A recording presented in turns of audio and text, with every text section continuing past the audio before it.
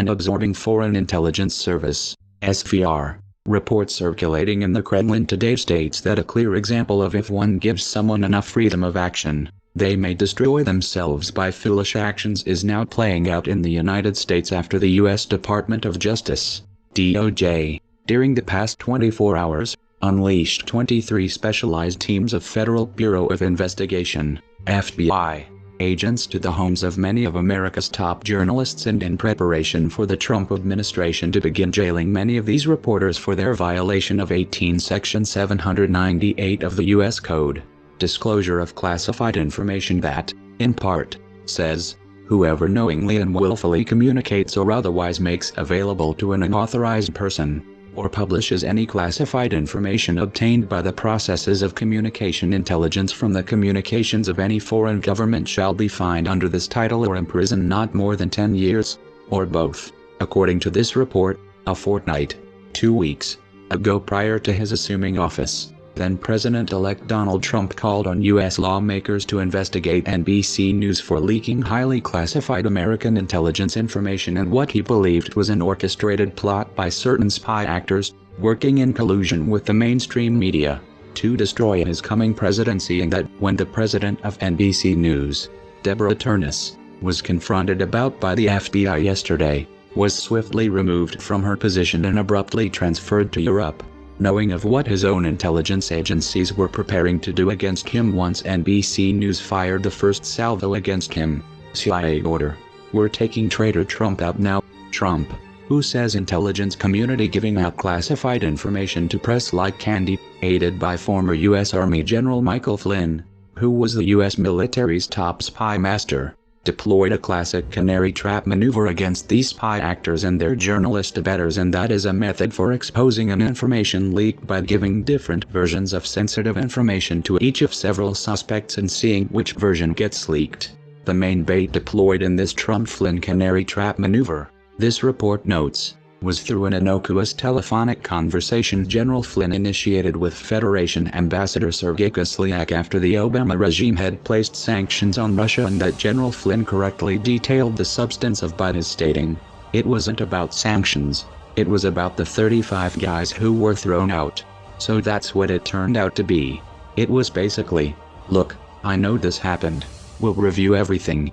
I never said anything such as, we're going to review sanctions, or anything like that. Nearly immediately after General Flynn had talked to Ambassador Kislyak, this report details, the first bird captured in this canary trap maneuver was the Washington Post associate editor David Ignatius, who built his career on repeating what his CIA sources tell him, and who in his the 12th of January column wrote, according to a senior U.S. government official, Flynn phoned Russian Ambassador Sergei Kislyak several times on December 29th.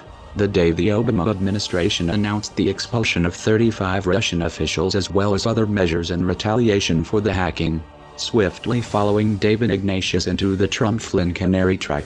This report continues, were numerous other birds who have self-identified themselves as being from every mainstream media newsroom in America, including the New York Times, who just yesterday published phone records and intercepted calls show that members of Donald J. Trump's 2016 presidential campaign and other Trump associates had repeated contacts with senior Russian intelligence officials in the year before the election, according to 4 current and former American officials. And that the Kremlin responded to by stating, let's not believe this information.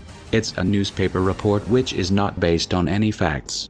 Not being understood by the American people about this New York Times revelation, SVR analysts in this report note, is that the CIA classifies every single Russian government functionary as an intelligence official, and that prior to the U.S. presidential election, these voters knew that Trump had visited Russia. His now U.S. Secretary of State Rex Tillerson had extensive meetings with President Putin and other top Federation officials when he was CEO of Exxon. General Flynn had visited Russia, and Trump's former campaign manager Paul Manafort, likewise, had extensive Russian ties due to his international election consulting business. In point of fact, this report continues, by the same criteria the U.S. mainstream media decries Trump, and anyone associating with him, for having ties to Russia, must also now include nearly every single top American corporation, their CEOs, and executives who, likewise, regularly meet and have phone calls with Russian intelligence officials including Pfizer, Boeing, Ford Motor Corporation, PepsiCo, Procter & Gamble, McDonald's, Mondelez International, General Motors, Johnson & Johnson, Cargill, Alcoa and General Electric, to just name a few. As it would be insane/beyond belief for any normal person to believe that the tens of thousands of American citizens and business leaders who daily visit Russia, and make phone calls there too, are all spies working for the Federation. This report further notes, the truest reason for these U.S. mainstream media journalists fanning the flames of Russia hysteria against Trump has nothing at all to do with reality but, instead, has everything to do with their wanting him impeached from office. In their zeal, however, to destroy Trump, this report continues, these U.S. mainstream media journalists have blindly overlooked the most important fact in this war they've started against their president, and that is these unelected intelligence operatives who are leaking classified information to them work for President Trump, not the other way around. And though a relatively small number of Trump's unelected intelligence operatives have, indeed, been colluding with the U.S. mainstream media to bring him down, this report says, these journalists, and their publisher leaders, have failed to notice at their peril that at their president's side to command is, at least, 1,271 government intelligence organizations, 1,931 private intelligence companies, in 10,000 locations in the United States, who are presently working on counterterrorism, homeland security, and intelligence, and that, when added together as a whole, includes over 854,000 Trump loyalists holding top-secret clearances, and who are sworn, and ready to defend him. Also failing to be noticed by the masses of these U.S. mainstream journalists, is that the Trump-Flynn canary trap maneuver has already sprung, as evidenced by President Trump secretly moving General Flynn to the most powerful, and secretive, American spy agency known as the Bureau of Intelligence and Research, INR, nearly 48 hours ago. It must be noted, however, this report states, that though the masses of these U.S. mainstream journalists are gleefully believing they've destroyed General Flynn and seriously damaged Trump, nothing could be further from the truth, with the devastating backlash to come from President Trump against them being noted by too few real/true reporters, but who, in just a few articles, are warning of what is to come, and include 1.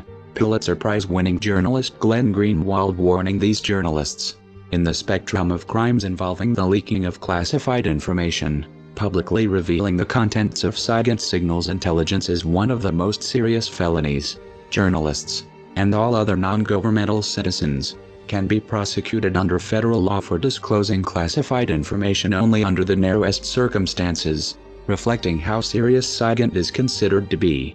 One of those circumstances includes leaking the contents of intercepted communications. 2. Bloomberg News national security reporter Eli Lake warning these journalists.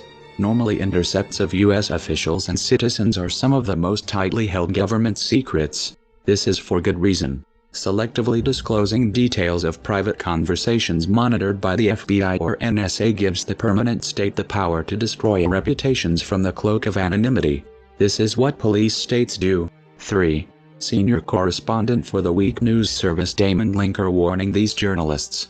America's spies anonymously took down Michael Flynn. That is deeply worrying. Far too many Trump critics appear not to care that these intelligence agents leaked highly sensitive information to the press, mostly because Trump critics are pleased with the result. But too little, and too late, did these warnings come to the masses of these U.S. mainstream journalists who have grossly violated the United States' most powerful laws against leaking classified information. This report says, and as evidenced by the less than 24-hour period between when General Flynn was secretly moved to his new intelligence position by President Trump and the FBI teams that began sweeping up journalists in both New York City and Washington, D.C., armed with what are called national security letters, NSLs. This report explains, these FBI teams are presenting their targeted canary trap journalist birdies with an administrative subpoena issued by the President Trump's federal government authorizing these agents to gather information for national security purposes and that do not require prior approval from a judge,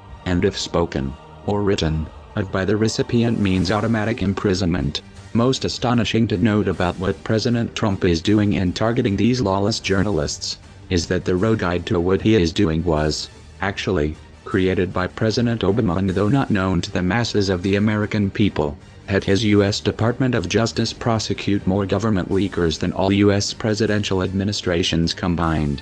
Unlike President Obama, though, this report notes, President Trump has something on his side no other American president in history has ever had in battling against illegal government intelligence leaks to journalists. A stunning new poll showing that the American public now says that their trust and confidence in the mass media to report the news fully, accurately, and fairly has dropped to its lowest level ever recorded in Gallup polling history. Even worse for these law-breaking mainstream media journalists whom President Trump is soon to jail, this report further warns, is that the cries of injustice they'll soon spread across America in their terror and fear will fall on mostly deaf ears, and as evidenced by another stunning new poll showing that more of these people believe and trust Trump than these lying fake news propagandists who believe themselves to be above the laws everyone else has to obey. And in the preparations now being done for his jailing of these journalists, this report concludes, President Trump has begun to assemble his action team, and that includes his former Republican Party presidential campaign foes Governor Chris Christie and Senator Marco Rubio, both of whom are the first guests Trump has had to a private dinner meeting at the White House since his taking power, and with Governor Christie being one of the most powerful U.S. district attorneys against public corruption, and Senator Rubio being a top member of the U.S. Senate's Select Committee on Intelligence. These CIA-led propagandists will soon realize the brutal truth of the old American maxim, no one is above the law.